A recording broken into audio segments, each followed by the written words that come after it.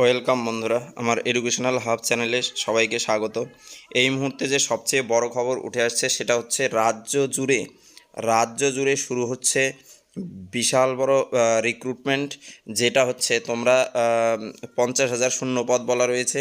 এই 50,000 শূন্য পদ যে তোমরা ভাবছো যে একবারেই সব কিছু বেরোবে, একবারে নয়। জেলাভিত্তিক এই রিক্রুটমেন্টগুলো হবে। সেই রিক্রুটমেন্টের মধ্যে আছে আশাকর্মী রিক্রুটমেন্ট, আছে আইসিডিএস, যেগুলোর প্রসেস চলছে অলরেডি। মোটামুটি অনেক জেলায় রিক্রুট হয়ে গেছে, কিছু জেলায় রিটেন টেস্টের জন্য অপেক্ষা করছে, কিছু জেলায় ভাইবা হয়েছে, কিছু জেলায় এখনও ইসে নোটিশ পাবলিশড হয়নি বা আবেদনপত্র শুরু হয়নি। আবার কিছু জেলা রয়েছে যাদের হচ্ছে অ্যাপ্লিকেশন চলছে।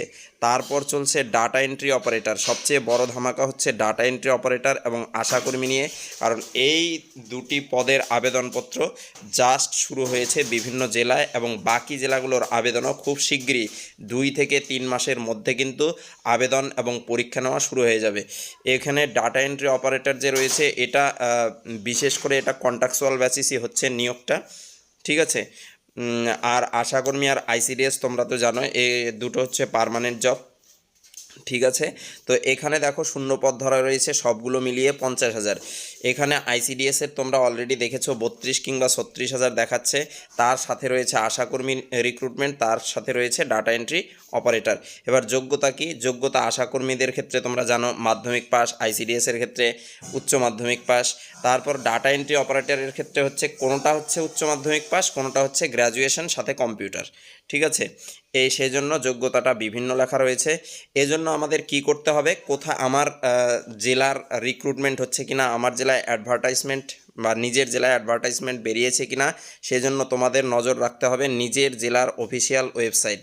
নিজের জেলার অফিসিয়াল ওয়েবসাইট, অথবা যদি বলো যে আমরা নিজের জেলার অফিসিয়াল ওয়েবসাইট জানি না, কখন কি নিউজ বেরোচ্ছে খবর পাচ্ছি না, তাহলে তোমরা সঠিক জায়গায় এসেছো। এবং এখানে তোমরা চ্যানেলটাকে সাবস্ক্রাইব করে দিয়ে পাশে থাকা বেল আইকন বাজিয়ে দিয়ে রাখো।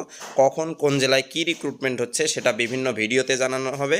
কিন্তু যেহেতু অনেক জেলায় রিক্রুটমেন্ট একসাথে হচ্ছে, সেহেতু আলাদা আলাদা ভিডিও করলে অনেক ভিডিও হয়ে যাবে আর বোঝানো সম্ভব হবে না। সেজন্য একটা ভিডিওতে আমি মোটামুটি সম্পূর্ণটাকে কভার করার চেষ্টা করেছি। দেখো, বর্তমানে আবেদন চলছে আলিপুরদুয়ার জেলায় আবেদন চলছে ডাটা এন্ট্রি অপারেটর। কালকে থেকে আজকে অথবা কালকে গভীর রাতে নোটিশ এসেছে, বিজ্ঞপ্তি বেরিয়ে গেছে। তোমরা অফিসিয়াল ওয়েবসাইটে গিয়ে বিজ্ঞপ্তিটা দেখে নিতে পারো, বা যদি তোমরা চাও যে আমি বিজ্ঞপ্তি বা কিভাবে আবেদন করতে হবে বলে দিই, তাহলে আলাদা ভিডিও তোমরা কমেন্ট বক্সে জানিও, বলে দেওয়া যাবে।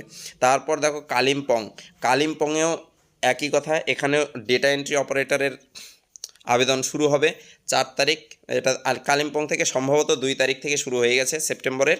আর আলিপুরদুয়ার জেলায় 3 তারিখ, সম্ভবত 3 তারিখ থেকে শুরু হয়েছে, ঠিক আছে। তারপর বীরভূম জেলার আলাদা ভিডিও অলরেডি দেওয়া রয়েছে। বীরভূম জেলার আবেদন শুরু হবে আজকে থেকে, অর্থাৎ 4 সেপ্টেম্বর থেকে।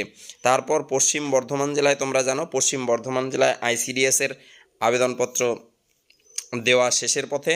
তারপর নদিয়া জেলাতে আইসিডিএস এর আবেদনপত্র একদম শেষ ধাপে রয়েছে, সাথে রয়েছে আশাকর্মীর নিয়োগ।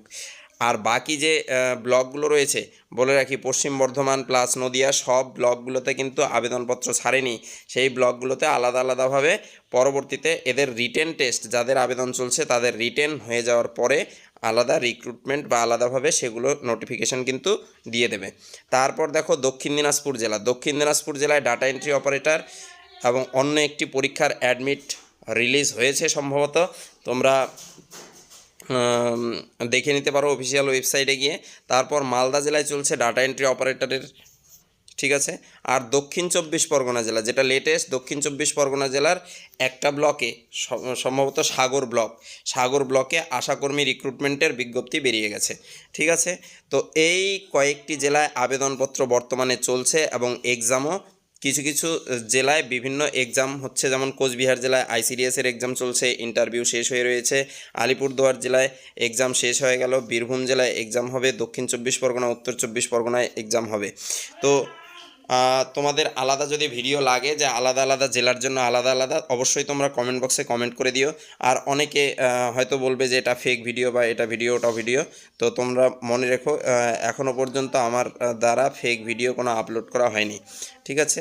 যারা আমাকে বিশ্বাস করো তারা নিজেদের জেলার অফিসিয়াল ওয়েবসাইটে লক্ষ্য করতে পারো। আর এই জেলাগুলোর অফিসিয়াল ওয়েবসাইটে অবশ্যই বিভিন্ন ধরনের যেগুলা বললাম আবেদনপত্র চলছে, তোমরা নিজেদের অফিসিয়াল ওয়েবসাইটে গিয়ে কিভাবে আবেদন করতে হবে সেটা দেখে নিতে পারো। অথবা যদি না পারো তাহলে কমেন্ট বক্সে কমেন্ট করো, আমি সেই জেলার বা সেই জেলাগুলোর নোটিফিকেশান প্লাস হচ্ছে কিভাবে আবেদন করবে আবেদন পদ্ধতি সম্পূর্ণ ভিডিও করে বুঝিয়ে দেওয়ার চেষ্টা করব। তো